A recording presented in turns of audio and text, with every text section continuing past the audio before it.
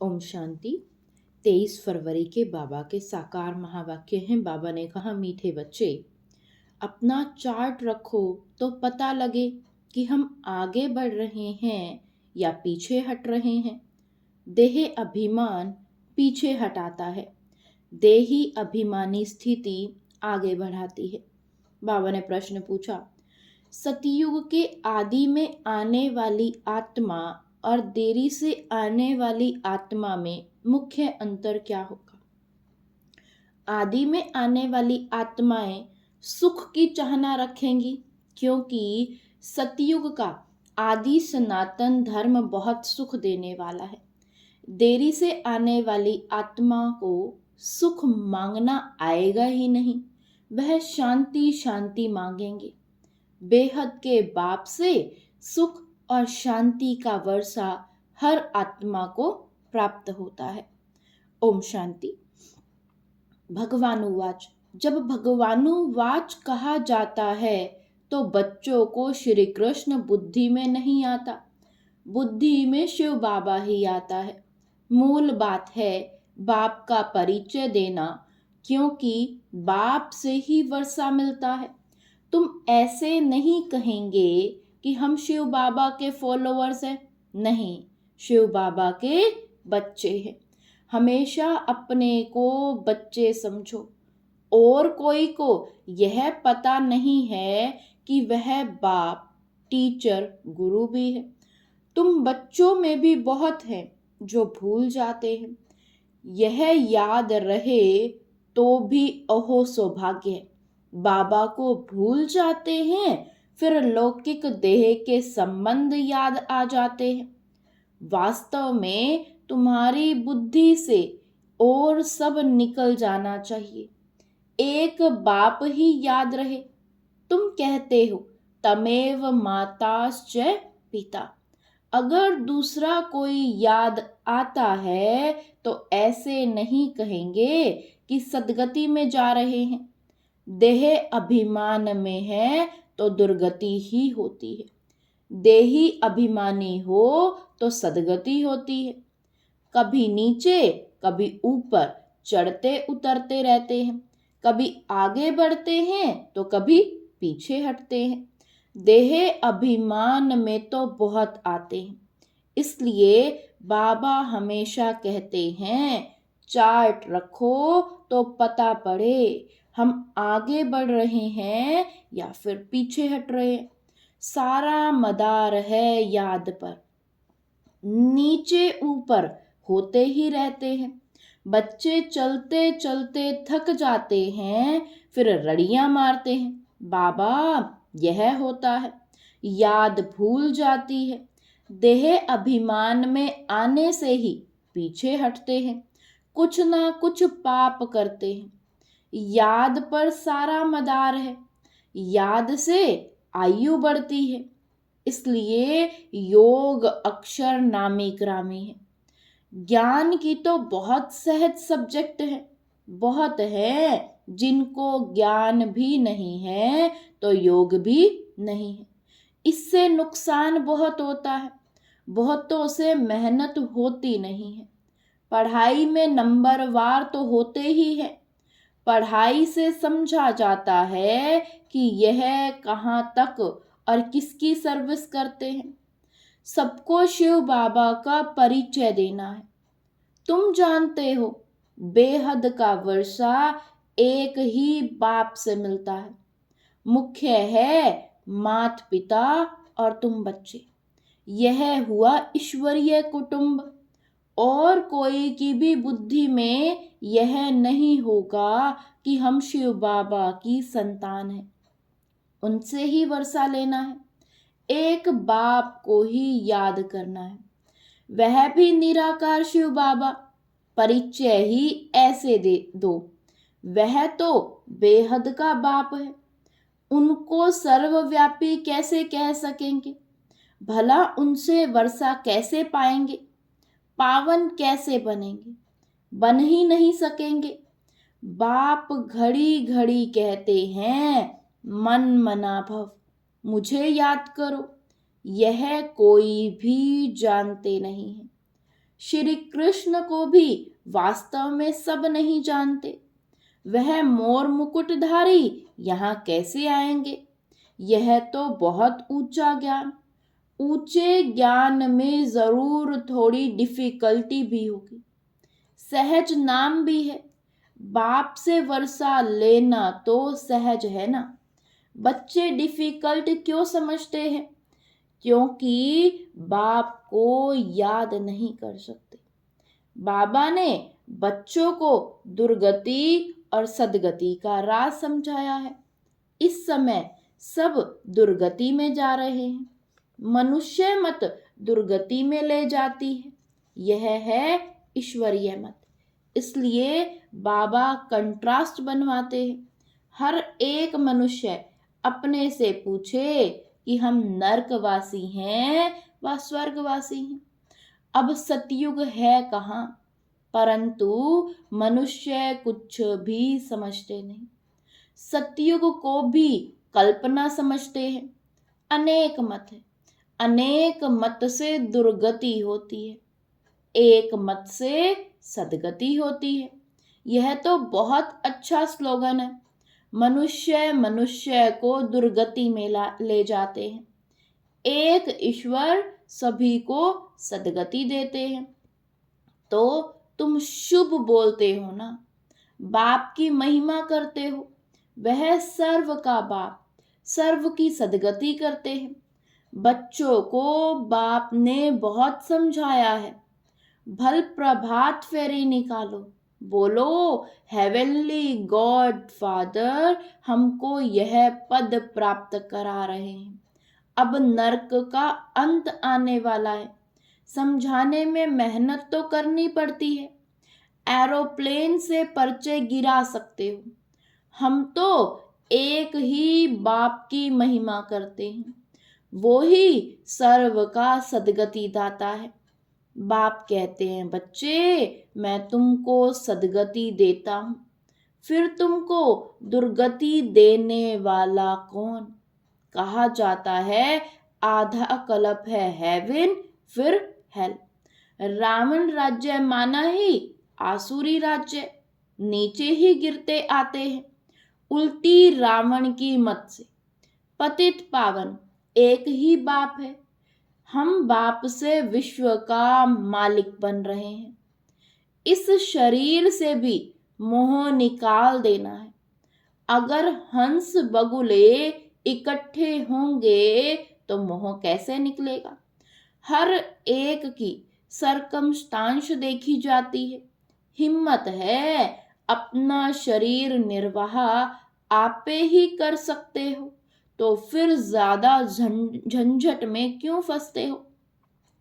पेट बहुत नहीं खाता है, बस 2 रोटी खाओ और कोई फुरना नहीं।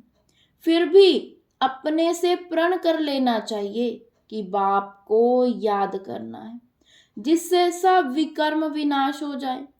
इसका मतलब यह नहीं कि धंधा नहीं करना है। धंधा नहीं करेंगे तो पैसे कहाँ से आएंगे? भीख तो नहीं मांगना है। यह तो घर है, शिव बाबा के भंडारे से खाते हैं। अगर सर्विस नहीं करते हैं तो मुफ्त में खाते हैं तो गोया भीख पर चलना होता है। 21 जन्म फिर सर्विस करनी पड़ेगी। राजा से लेकर रंक तक सब यहाँ है। वहां भी है, परंतु वहां सदैव सुख है, यहाँ सदैव दुख है। पोजीशन तो होती है ना। बाप से पूरा योग रखना है, सर्विस करनी है। दिल से पूछना है कि हम यज्ञ की कितनी सेवा करते हैं। कहते हैं ईश्वर के पास सब हिसाब बना बनाया है। उसको साक्षी होकर के देखा जाता है कि इस चलन से क्या पद पाएंगे।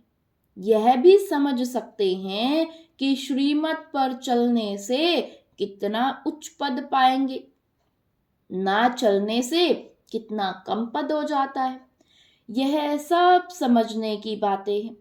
तुम्हारे पास प्रदर्शनी में कोई भी धर्म वाला आता है, बोलो बेहद के बाप से बेहद के सुख शांति का वर्षा मिलता है। बेहद का बाप ही शांति दाता है, उनको ही कहते हैं शांति देवा। अब कोई जड़ चित्र थोड़े ही शांति दे सकेगा। बाप कहते हैं तुम्हारा स्वधर्म है शांत। तुम शांति धाम में जाना चाहते हो, कहते हो शिव बाबा शांति दो, तो बाप क्यों नहीं देंगे?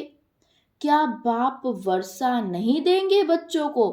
कहते हैं शिव बाबा सुख दो, वह तो हेवन स्थापन करने वाला है, तो सुख क्यों नहीं देंगे? उनको याद ही नहीं करेंगे, उनसे मांगेंगे ही नहीं, तो वह देंगे भी क्या? शांति का सागर तो बाप ही है ना। तुम सुख चाहते हो, बाप कहते हैं शांति के बाद फिर सुख में आना है। पहले पहले जो आएंगे वह सुख पाएंगे। देरी में आने वालों को सुख मांगना आएगा ही नहीं, वह मुक्ति ही मांगेंगे। पहले सब मुक्ति में जाएंगे, वहां तो दुख होगा ही नहीं। तुम जानते हो हम मुक्ति धाम में जाकर फिर जीवन मुक्ति में आएंगे, बाकी सब मुक्ति में चले जाएंगे। इसको कयामत का समय कहा जाता है। सबका हिसाब किताब चुकतू होने वाला है। जानवरों का भी हिसाब किताब होता है ना। कोई कोई राजाओं के पास रहते हैं, उन्हों की कितनी पालना होती है। रेस के घोड़ों की कितनी संभाल होती है, क्योंकि घोड़े तीखे होंगे तो कमाई अच्छी होगी। धनी जरूर प्यार करेंगे, यह भी ड्रामा में नूंद है। वहां यह होते ही नहीं, यह रेस आदि बाद में शुरू हुई। यह सारा बना बनाया खेल है। सृष्टि के आदि मध्य अंत को भी अब तुम जान गए हो। आदि में बहुत थोड़े मनुष्य होंगे। हम विश्व पर राज्य करते रहेंगे। हर एक समझ सकते हैं कि हम बन सकते हैं व नहीं। हम बहुतों का कल्याण करते हैं, इसमें मेहनत करनी पड़े, जबकि बाप मिला है। दुनिया वाले तो आपस में लड़ते झगड़ते रहते हैं, विनाश के लिए क्या क्या बनाते रहते हैं। ऐसे ऐसे बॉम्ब्स बनाते हैं जिससे आग लग जाए। भंभोर को आग कोई कम थोड़े ही लगेगी, बुझाने वाला कोई रहेगा नहीं। ढेर बॉम्ब्स बनाते रहते हैं, उसमें गैस पॉइजन आदि डालते हैं, जो हवा चलने से ही सब खत्म हो जाएंगे। मौत तो सामने खड़ा है, इसलिए बाप कहते हैं वर्षा लेना हो तो लो, मेहनत करो, टू मच धंधे आदि में मत जाओ। कितना चिंतन रखना पड़ता है। बाबा ने इनको तो छुड़ा दिया, अब यह छी छी दुनिया है। तुम बच्चों को बाप को याद करना है, जो तुम्हारे विकर्म विनाश हो जाए और बाप से वर्षा ले लेवे। बहुत प्यार से याद करना है। लक्ष्मी नारायण का चित्र देखने से ही दिल खुश हो जाता है। यह हमारा एम ऑब्जेक्ट है। भल पूजा करते थे, परंतु यह मालूम थोड़े ही था कि हम यह बन सकते हैं। कल पुजारी थे, आज पूज्य बन रहे हैं। बाबा आया तो पूजा छोड़ दी। बाप ने विनाश और स्थापना का साक्षात्कार कराया ना। हम विश्व के मालिक बनते हैं, यह तो सब खत्म होना है। फिर हम क्यों ना बाप को याद करें। अंदर में एक की ही महिमा गाते रहते हैं। बाबा आप कितने मीठे हो। तुम जानते हो हम सब आत्माओं का बाप वह एक ही है, उनसे ही वर्षा मिलता है। हम भक्ति मार्ग में उनको याद करते थे, वह परम धाम में रहने वाला है, इसलिए तो उनका चित्र भी है। अगर आया ना हो तो चित्र क्यों होता। शिव जयंती भी मनाते हैं, उनको कहा ही जाता है परमपिता परमात्मा। बाकी तो सबको मनुष्य या देवता कहा जाता है। सबसे पहले आदि सनातन देवी देवता धर्म था, पीछे और धर्म हुए हैं। तो ऐसे बाप को कितना प्यार से याद करना चाहिए। भक्ति मार्ग में तो बहुत रड़ियां मारते हैं, अर्थ कुछ भी नहीं जानते, जो आया महिमा करते रहते हैं। अनेक स्तुतियां हैं, बाप की स्तुति क्या करेंगे। तुम ही कृष्ण हो, तुम ही व्यास हो, तुम ही फलाना हो, यह तो गलानी हुई ना। बाप का कितना अपकार करते हैं। बाप कहते हैं ड्रामा अनुसार यह सब मेरा अपकार करते हैं, फिर मैं आकर सर्व का उपकार, सर्व की सदगति करता हूँ। मैं आया हूँ नई दुनिया स्थापन करने। यही हार और जीत का खेल है। 5000 वर्ष का बना बनाया ड्रामा है, इसमें जरा भी फर्क नहीं हो सकता। यह ड्रामा का राज बाप बिगर कोई समझा ना सके। मनुष्य मत तो अनेक निकलती रहती है, देवता मत तो मिलती ही नहीं, बाकी है मनुष्य मत। हर एक अपना अकल निकालते रहते हैं। अब तुमको और कोई को भी याद नहीं करना है। आत्मा सिर्फ अपने बाप को याद करती है। मेहनत करनी है, जैसे भक्त भी मेहनत करते हैं ना, बहुत श्रद्धा से भक्ति करते हैं। जैसे वह भक्ति है तुम्हारी, फिर है ज्ञान की मेहनत। भक्ति में कम मेहनत करते हैं क्या। गुरु लोग कहते रोज 100 माला फेरो, फिर कोठरी में बैठ जाते हैं। माला फेरते फेरते घंटा लग जाता। बहुत करके राम राम की धुन लगाते हैं।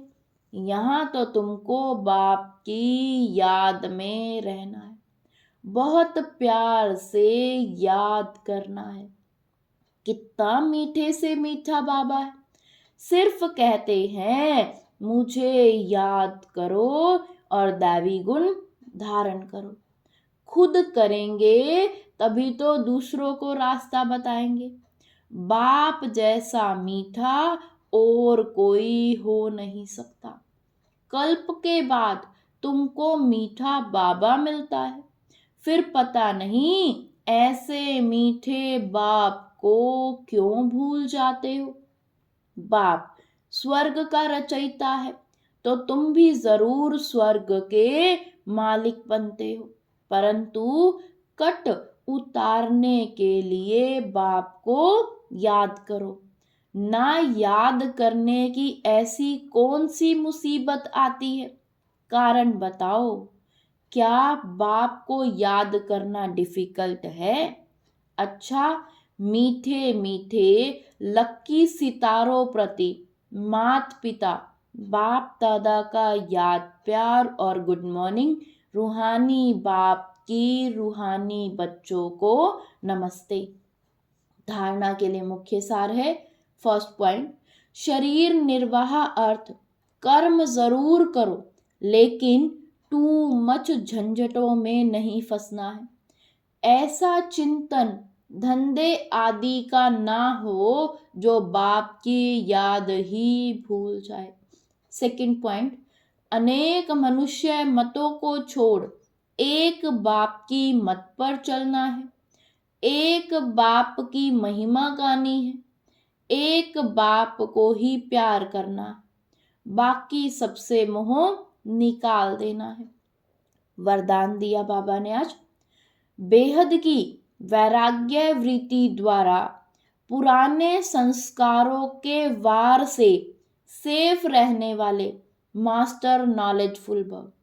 बेहद की वैराग्य वृत्ति द्वारा पुराने संस्कारों के वार से सेफ रहने वाले मास्टर नॉलेजफुल भव। पुराने संस्कारों के कारण सेवा में व संबंध संपर्क में विघ्न पड़ते हैं। संस्कार ही भिन्न भिन्न रूप से अपनी तरफ आकर्षित करते हैं। जहाँ किसी भी तरफ आकर्षण है वहाँ वैराग्य नहीं हो सकता। संस्कारों का छिपा हुआ अंश भी है तो समय प्रमाण वंश का रूप ले लेता है, परवश कर देता है। इसलिए नॉलेजफुल बन बेहद की वैराग्य वृत्ति द्वारा पुराने संस्कारों, संबंधों, पदार्थों के वार से मुक्त बनो तो सेफ रहेंगे। स्लोगन है, माया से निर्भय बनो और आपसी संबंधों में निर्माण बनो। माया से निर्भय बनो और आपसी संबंधों में निर्माण बनो।